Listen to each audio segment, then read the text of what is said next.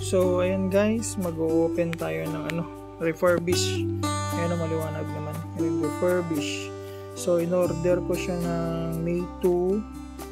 Ito yung niya, yung anong tawag dito, carton number is 0308-52063. Ito siya, pakita ko sa inyo.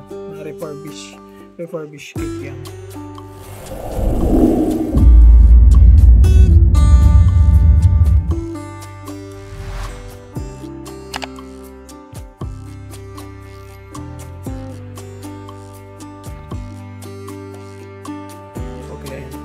Ito siya. Ayan. 0308-52063. So, maliwanag na refurbish kit yan. Ayan. Ito siya. Ayan. So, tingnan natin kung legit ba or tira yung kit na pinadala ni Starlink. So, ayan. So, meron tayong ang pinagkaiba lang naman na napansin ko dito is yung brand new nakabalot siya sa plastic. Ito wala na siyang plastic, na lang, tape na lang. Ayan, tape na lang. Sana pinirmahan man lang ni Elon Musk, no, para legit na. Visit linkvertise.net and earn money through links now. Sa kanila nang galing yung tape. Yan, so let's open. So, amoy bago. Para sa akin, amoy bago siya. So, tatanggalin ko to. Yan, mapapansin nyo, wala naman siyang dents or whatever. Mukhang bago naman siya. Yan. Tanggalin ko to. And then, next one. Yan.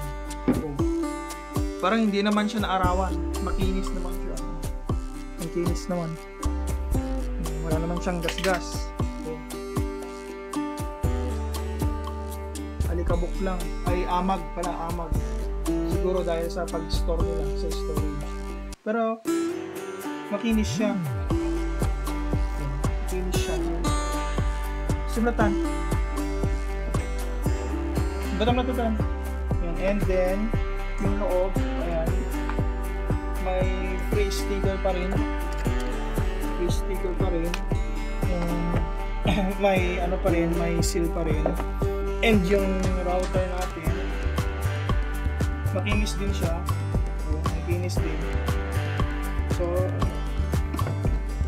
yan. Kompleto pa rin naman yung laman. So, ito, parang hindi ko lang nakita to. Parang wala dun sa mga nauna. Parang wala dati ito.